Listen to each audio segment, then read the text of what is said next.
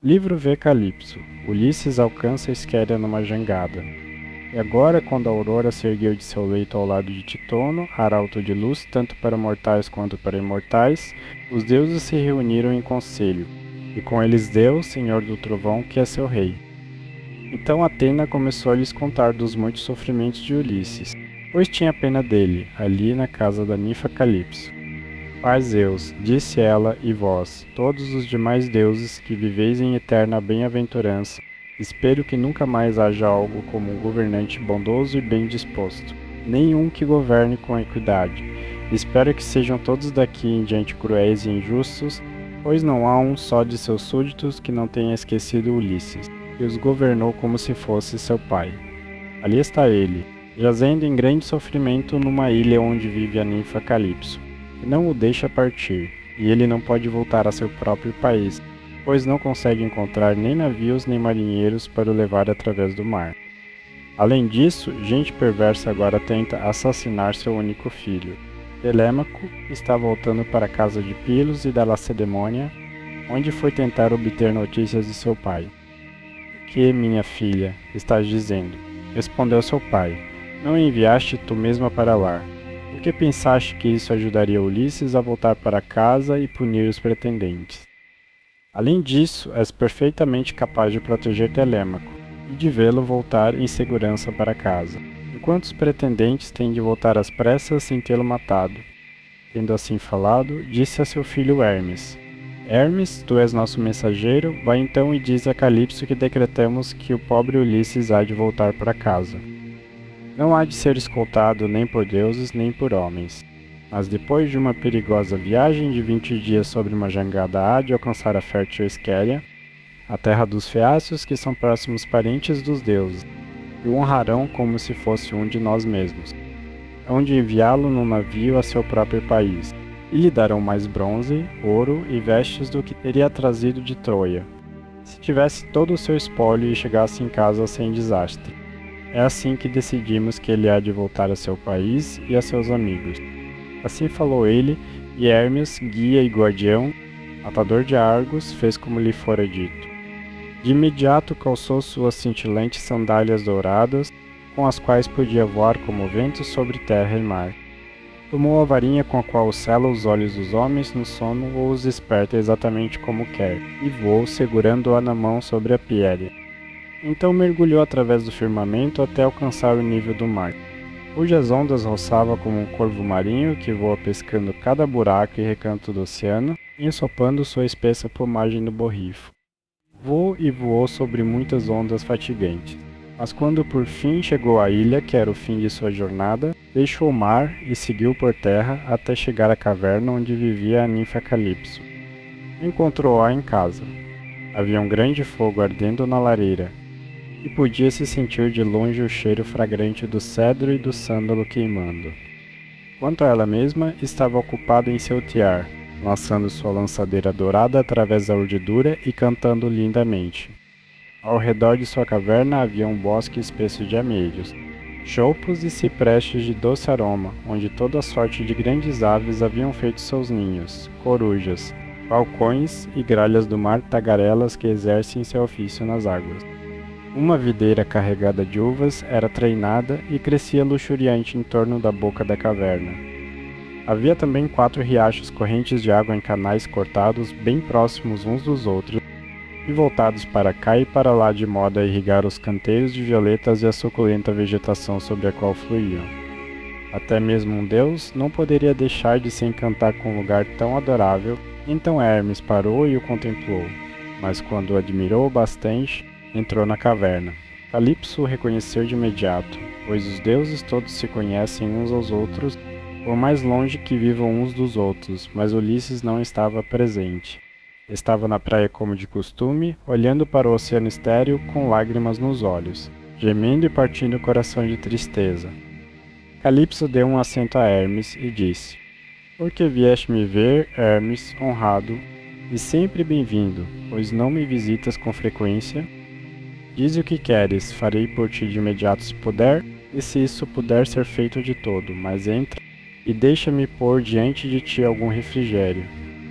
Ao falar, puxou uma mesa carregada de ambrosia para perto dele e lhe misturou um pouco de néctar vermelho. Assim, Hermes comeu e bebeu até se fartar. Então disse: Estamos falando, Deus e deusa, um com o outro, e me perguntas por que vim aqui, e te direi verdadeiramente como gostarias que eu fizesse. Zeus me enviou, não foi feito meu. Quem poderia possivelmente querer vir todo este caminho sobre o mar? Onde não há cidades cheias de gente para me oferecer sacrifícios ou hecatombes escolhidas. Ainda assim, tive de vir, pois nenhum de nós, os demais deuses, pode contrariar Zeus nem transgredir suas ordens. Ele diz que tens aqui o mais desafortunado de todos aqueles que lutaram 9 anos diante da cidade do rei Príamo, e navegaram para casa no 10º ano, depois de tê-la saqueado. Em seu caminho de volta, pecaram contra Atena, que ergueu tanto vento quanto ondas contra eles, de modo que todos os seus bravos companheiros pereceram, e ele sozinho foi trazido para cá pelo vento e pela maré. Zeus diz que deves deixar este homem partir de imediato, pois está decretado que não há de perecer aqui, longe de seu próprio povo, mas há de voltar à sua casa e país e ver seus amigos de novo. Calipso tremeu de raiva ao ouvir isso. Vós, deuses, exclamou ela, deveríeis ter vergonha de vós mesmos. Sois sempre ciumentos e odiais ver uma deusa tomar afeição por um homem mortal e viver com ele em matrimônio aberto. Assim, quando a aurora de dedos rosados se apaixonou por Órion. Vós, preciosos deuses, ficastes todos furiosos até que Ártemis foi e o matou em Ortígia. Assim também quando Deméter se apaixonou por Jásion, e cedeu a ele num campo 3 vezes arado em pousio. Zeus veio a saber disso não muito depois, e matou Jásion com seus raios. E agora estáis irados comigo também, porque tem um homem aqui. Encontrei a pobre criatura sentada toda sozinha montada numa quilha, pois Zeus atingira seu navio com um raio e o afundara em pleno oceano, de modo que toda a sua tripulação se afogou, enquanto ele mesmo foi conduzido pelo vento e pelas ondas até minha ilha. Afeiçoei-me a ele e o acalentei, e pusera meu coração em torná-lo imortal, para que nunca envelhecesse por todos os seus dias. Ainda assim não posso contrariar Zeus, nem reduzir seus desígnios a nada. Portanto, se ele insiste nisso, que o homem parta de novo além mares, mas não posso enviá-lo a lugar algum eu mesma, pois não tenho nem navios nem homens que possam levá-lo. Ainda assim, hei de lhe dar de bom grado tal conselho, e toda boa fé, quanto seja capaz de trazê-lo em segurança a seu próprio país. Então manda-o embora, disse Hermes, ou Zeus há de se irar contigo e te punir.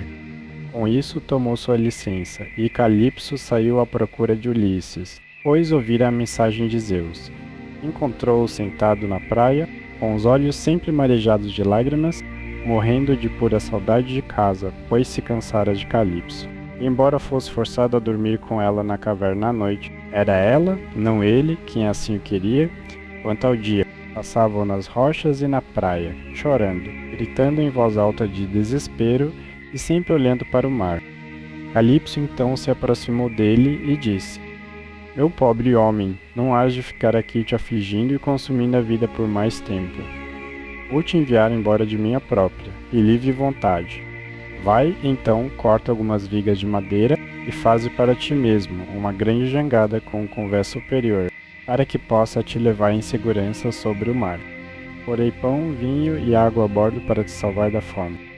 Também te darei roupas e te enviarei um vento favorável para te levar para casa, se os deuses no céu assim o quiserem, pois eles sabem mais sobre estas coisas, e podem resolvê-las melhor do que eu.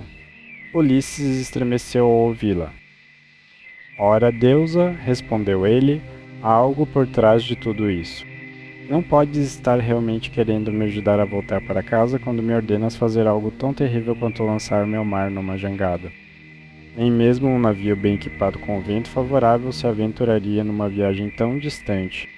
Nada que digas ou faças há de me fazer subir a bordo de uma jangada, a menos que primeiro jures solenemente que não me queres mal algum. Calipso sorriu com isso e o acariciou com a mão. Sabes muita coisa, disse ela, mas estás bem enganado aqui. Que o céu acima e a terra abaixo sejam minhas testemunhas. com as águas do rio Estige, e este é o mais solene juramento que um Deus bem-aventurado pode fazer, que não te quero mal algum, e apenas te aconselho a fazer exatamente o que eu mesma faria em teu lugar. Estou lidando contigo com toda a franqueza. Meu coração não é feito de ferro, e sinto muito por ti. Tendo assim falado, ela seguiu depressa à frente dele, e Ulisses a seguiu em seus passos. Assim os dois, deusa e homem, foram andando até chegarem à caverna de Calipso, onde Ulisses tomou o assento que Hermes acabara de deixar. Calipso pôs diante dele carne e bebida da comida que os mortais comem. As suas criadas lhe trouxeram ambrosia e néctar para si mesma, e puseram as mãos sobre as boas coisas que estavam diante delas. Quando se satisfizeram com comida e bebida, Calipso falou, dizendo: Ulisses, nobre filho de Laertes, então partirias para tua terra natal de imediato. Boa sorte te acompanhe, mas se ao menos soubesses quanto sofrimento te aguarda antes que voltes a teu próprio país, ficarias onde estás, manterias casa comigo, e me deixarias te tornar imortal, por mais ansioso que estejas para ver essa tua esposa, em quem pensas o tempo todo, dia após dia. Ainda assim me gabo de não ser nem um pouco menos alta ou bem parecida do que ela, pois não se pode esperar que uma mulher mortal se compare em beleza a uma imortal. Deusa respondeu Ulisses, não te irrites comigo por isso. Estou bem ciente de que minha esposa Penélope não é nem de longe tão alta ou bela quanto tu. Ela é apenas uma mulher, ao passo que és imortal. Ainda assim, quero voltar para casa e não consigo pensar em outra coisa. Se algum deus me naufragar quando estiver no mar, hei de suportá-lo e tirar o melhor proveito disso. Já tive infinitas dificuldades tanto por terra quanto por mar. Então que esta se junte às demais, logo o sol se pôs e escureceu, ao que os dois se recolheram à parte interior da caverna e foram para a cama. Quando a filha da manhã, a aurora de dedos rosados, apareceu, Ulisses vestiu sua túnica e manto. Enquanto a deusa usava um vestido de tecido leve e etéreo, muito fino e gracioso, com um belo cinto dourado em torno da cintura e um véu para cobrir a cabeça. De imediato se pôs a pensar em como poderia apressar Ulisses em seu caminho. Assim lhe deu um grande machado de bronze que se ajustava às suas mãos. Estava afiado dos dois lados, e tinha um belo cabo de madeira de oliveira firmemente encaixado nele. Também lhe deu uma enxó afiada. Então o conduziu até o extremo mais distante da ilha, onde cresciam as maiores árvores, amieiro, chopo e pinheiro, que alcançavam o céu bem secas e curadas, de modo a navegarem leves para ele na água. Então, quando lhe mostrou onde cresciam as melhores árvores, Calipso voltou para casa deixando para cortá-las, o que logo terminou de fazer. Cortou 20 árvores ao todo e as aplanou com a enxó, esquadrejando-as por régua de maneira hábil e correta. Enquanto isso, Calipso voltou com algumas verrumas. Então ele furou buracos com elas e encaixou as madeiras juntas com cavilhas e rebites. Fez a jangada tão larga quanto um construtor naval habilidoso faz a boca de um grande navio, e fixou um convés no topo das costelas, e correu uma murada em torno de tudo. Também fez um mastro com uma verga, e um leme para governar. Cercou a jangada toda com grades de vime como proteção contra as ondas, e então lançou uma quantidade de madeira. Aos poucos Calipso lhe trouxe algum linho para fazer as velas, e ele as fez também, excelentemente, prendendo-as com escotas e adriças. Por último, com a ajuda de alavancas, arrastou a jangada até a água. Em 4 dias completara toda a obra, e no quinto Calipso o enviou da ilha depois de lavá-lo e lhe dar roupas limpas. Deu-lhe um odre de pele de cabra cheio de vinho tinto, e outro maior de água. Também lhe deu um alforje cheio de provisões, e o proveu de muita boa carne. Além disso, fez o vento favorável e quente para ele, e Ulisses estendeu alegremente sua vela diante dele, enquanto se sentava e guiava a jangada habilmente por meio do leme.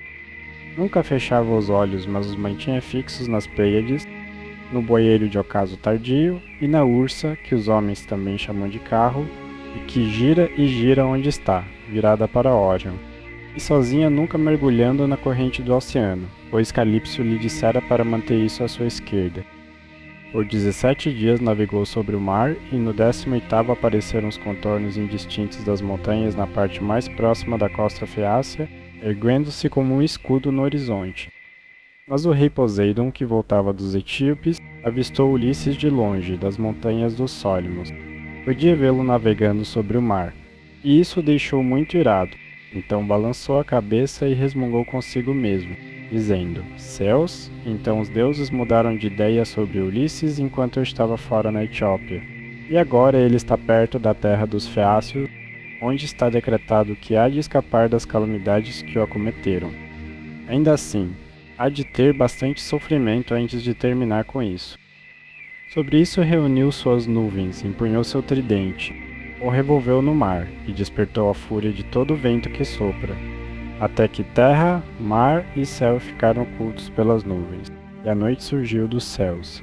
Ventos do leste, sul, norte e oeste caíram sobre ele todos ao mesmo tempo, e um mar tremendo se levantou, de modo que o coração de Ulisses começou a lhe faltar. Ai, disse a si mesmo em seu desalento, o que será de mim? Temo que Calypso estivesse certa quando disse que eu teria dificuldades por mar antes de voltar para casa. Está tudo se tornando verdade. Como Zeus enegrece o céu com suas nuvens, e que mar os ventos estão levantando de todos os lados ao mesmo tempo. Agora estou certo de perecer. Bem-aventurados e 3 vezes bem-aventurados foram aqueles danos que caíram diante de Troia na causa dos filhos de Atreu. Quisera eu ter sido morto no dia em que os troianos me pressionavam tão duramente em torno do corpo morto de Aquiles, pois então teria tido sepultamento devido, e os aqueus teriam honrado meu nome. Mas agora parece que hei de chegar a um fim muito lamentável. Enquanto falavam, o mar quebrou sobre ele com fúria tão terrível que a jangada cambaleou de novo, e ele foi levado ao mar a uma longa distância. Soltou o leme, e a força do furacão foi tão grande que quebrou o mastro pela metade. E tanto a vela quanto a verga foram ao mar. Por muito tempo Ulisses ficou debaixo d'água, e foi tudo o que pôde fazer para subir de novo à superfície, pois as roupas que Calypso lhe dera o afundavam. Mas por fim ergueu a cabeça acima da água, e cuspiu a sua amor amarga que lhe escorria pelo rosto em riachos. Apesar de tudo isso, porém, não perdeu de vista sua jangada, mas nadou o mais depressa, que pôde em direção a ela, agarrou-se a ela, e subiu a bordo de novo para escapar de se afogar. O mar tomou a jangada e arremessou como os ventos de outono giram os cardos ao redor por uma estrada. Era como se os ventos sul, norte, leste e oeste estivessem todos brincando de peteca com ela ao mesmo tempo. Quando estava nesta situação, Ino, filha de Cadmo, também chamada Leucoteia, o viu. Ela fora outrora uma simples mortal, mas desde então fora elevada à posição de deusa marinha. Vendo em que grande aflição Ulisses agora estava, teve compaixão dele e, erguendo-se como uma gaivota das ondas, tomou seu assento sobre a jangada. Meu pobre bom homem, disse ela, por que Poseidon está tão furiosamente irado contigo? Está te dando muito trabalho, mas apesar de toda a sua bravata, não há de te matar. Parece ser pessoa sensata, faz então como te ordeno. Despede, deixa que tua jangada siga elevada pelo vento, e nada até a costa feácia, onde melhor sorte te aguarda. E aqui, toma meu véu e o põe em torno do peito. É encantado e não te há de acontecer mal algum enquanto usares. Assim que tocares terra, tira-o, atira-o de volta o mais longe que puderes ao mar. Então vai embora de novo. Com essas palavras, tirou seu véu e lhe o deu. Então mergulhou de volta como uma gaivota e desapareceu sob as águas azul escuras. Mas Ulisses não sabia o que pensar. Ai, disse a si mesmo em seu desalento, esta é apenas alguma ou outra das divindades que me atrai à ruína, aconselhando-me a deixar minha jangada. De qualquer modo, não farei isso por hora, pois a terra onde ela disse que eu estaria livre de todas as dificuldades parecia estar ainda a uma boa distância. Sei o que farei, tenho certeza de que será o melhor, não importa o que aconteça. Hei de me manter agarrado à jangada enquanto suas madeiras se mantiverem unidas. Mas quando o mar a despedaçar, hei de nadar por minha conta. Não vejo como posso fazer melhor do que isso. Enquanto estava assim indeciso, Poseidon enviou uma onda terrível e grande que pareceu se erguer acima de sua cabeça até quebrar bem sobre a jangada. que então se despedaçou como se fosse um monte de palha seca arremessado por um redemoinho. Ulisses montou numa tábua e cavalgou sobre ela como se estivesse a cavalo. Então tirou as roupas que Calipso lhe dera, atou o véu de hino sob os braços e mergulhou no mar, pretendendo nadar até a costa. O rei Poseidon observou fazer isso e balançou a cabeça, resmungando consigo mesmo e dizendo: Aí está, nada para cima e para baixo, o quanto puderes até topares com gente próspera. Não creio que possas dizer que te deixei escapar levemente. Com isso chicoteou seus cavalos e seguiu para Egas, onde fica seu palácio. Mas Atena resolveu ajudar Ulisses. Então prendeu os caminhos de todos os ventos, exceto um, e os fez ficar bem quietos, mas despertou uma boa e forte brisa do norte que deveria aplacar as águas até que Ulisses alcançasse a terra dos Feaços, onde estaria em segurança. Sobre isso, ele flutuou por 2 noites e 2 dias na água, com um pesado marulho no mar e a morte a lhe encarar o rosto. Mas quando o 3º dia raiou, o vento cessou e houve uma calmaria total sem sequer um sopro de ar se agitando. Ao se erguer sobre o marulho, olhou ansiosamente à frente, e pôde ver terra bem próxima. Então, como as crianças se regozijam quando seu querido pai começa a melhorar depois de por muito tempo suportar a aflição dolorosa enviada por algum espírito irado, mas os deuses o livram do mal. Assim ficou Ulisses agradecido quando de novo viu terra e árvores, e nadou com toda a sua força para que pudesse mais uma vez pôr os pés em terra firme. Quando, porém, ficou ao alcance da audição, começou a ouvir a arrebentação trovejando contra as rochas, pois o marulho ainda quebrava contra elas com um estrondo terrível. Tudo estava envolto em borrifo, não havia portos onde um navio pudesse ancorar, nem abrigo de espécie alguma, mas apenas promontórios, rochas baixas e picos de montanhas. O coração de Ulisses agora começou a lhe faltar, e disse a si mesmo desesperançado: Ai, Zeus me deixou ver terra depois de nadar tão longe que já perdera toda a esperança, mas não consigo encontrar lugar para desembarcar, pois a costa é rochosa e batida pela arrebentação. As rochas são lisas e seguem a pique do mar, com água funda logo abaixo delas, de modo que não posso escalar por falta de apoio para os pés. Temo que alguma grande onda me tire dos pés e me arremesse contra as rochas ao sair da água, o que me daria um triste desembarque. Se por outro lado, nadar mais adiante em busca de alguma praia inclinada ao porto, um furacão pode me levar de volta ao mar duramente contra minha vontade, ou o céu pode enviar algum grande monstro das profundezas para me atacar. Pois Anfitrite cria muitos assim, e sei que Poseidon está muito irado comigo. Enquanto estava assim indeciso, uma onda o apanhou e o levou com tanta força contra as rochas que teria sido despedaçado e feito em pedaços se Atena não lhe tivesse mostrado o que fazer. Agarrou-se à rocha com ambas as mãos e se aferrou a ela gemendo de dor até que a onda se retirasse, e assim se salvou daquela vez. Mas logo a onda voltou de novo e o levou de volta com ela para longe no mar. Rasgando-lhe as mãos como os tentáculos de um polvo são rasgados quando alguém o arranca de seu leito. E as pedras vêm junto com ele, assim também as rochas rasgaram a pele de suas mãos fortes. Então a onda o puxou para baixo, fundo sob a água. Aqui o pobre Ulisses certamente teria perecido, mesmo a despeito de seu próprio destino, se Atena não o tivesse ajudado a manter o juízo.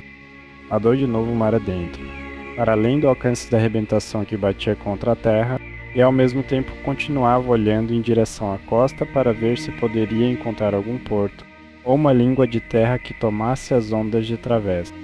Aos poucos, enquanto nadava, chegou à foz de um rio, e aqui pensou que seria o melhor lugar, pois não havia rochas, e oferecia abrigo contra o vento. Sentiu que havia uma corrente, então orou interiormente e disse: Ouve-me, ó rei, quem quer que sejas, e salva-me da ira do deus do mar Poseidon, pois me aproximo de ti em oração. Qualquer um que tenha perdido seu caminho tem em todo momento uma reivindicação até mesmo sobre os deuses, portanto em minha aflição me aproximo de tua corrente, e me agarro aos joelhos de teu reinado fluvial. Tem misericórdia de mim, ó rei, pois me declaro teu suplicante. Então o deus deteve sua corrente e aquietou as ondas, tornando tudo calmo diante dele e o trazendo em segurança à foz do rio. Aqui, por fim, os joelhos e as mãos fortes de Ulisses falharam, pois o mar o quebrara por completo. Seu corpo estava todo inchado, e sua boca e narinas escorriam como um rio de água salgada, de modo que não podia nem respirar nem falar, e jazia desfalecido de pura exaustão. Logo, Ono recuperou o fôlego e voltou a si de novo. Tirou o véu que Ino lhe dera e o atirou de volta à corrente salgada do rio, ao que Ino recebeu em suas mãos da onda e o levava até ela. Então deixou o rio, deitou-se entre os juncos e beijou a terra generosa. Ai! Exclamou para si mesmo em seu desalento. O que será de mim e como há tudo isso de terminar? Se ficar aqui no leito do rio durante as longas vigílias da noite. Estou tão exausto que o frio amargo e a umidade podem acabar comigo, pois perto do amanhecer haverá um vento cortante soprando do rio. Se, por outro lado, subir a encosta da colina, encontrar abrigo nos bosques e dormir em algum matagal, posso escapar do frio e ter uma boa noite de descanso. Mas alguma fera selvagem pode se aproveitar de mim e me devorar. Lúthien julgou melhor recolher-se aos bosques e encontrou um em terreno elevado não muito longe da água. Ali se arrastou por baixo de 2 rebentos de oliveira que cresciam de um único tronco com brotos sem enxerto, enquanto o outro fora enxertado, nenhum vento, por mais violento, poderia romper a cobertura que ofereciam, nem os raios do sol conseguiam penetrá-los, nem a chuva atravessá-los, tão estreitamente cresciam um dentro do outro. Ulisses se arrastou por baixo destes e começou a fazer para si mesmo uma cama para se deitar, pois havia uma grande camada de folhas mortas espalhadas por ali, o suficiente para fazer uma coberta para 2 ou 3 homens mesmo em duro tempo de inverno. Ficou bastante contente ao ver isso, então se deitou e amontoou as folhas todas ao redor de si. Então, como alguém que vive sozinho no campo, longe de qualquer vizinho, esconde um tição como semente de fogo nas cinzas para se poupar de ter de buscar luz em outro lugar. Assim também Ulisses se cobriu com folhas. E Atena derramou um doce sono sobre seus olhos, fechou-lhe as pálpebras e o fez perder todas as memórias de suas tristezas. E assim termina mais um capítulo dessa história. Para acompanhar a sequência completa, é só conferir a playlist aqui na descrição. Se inscreve, ativa o sininho e te vejo no próximo capítulo.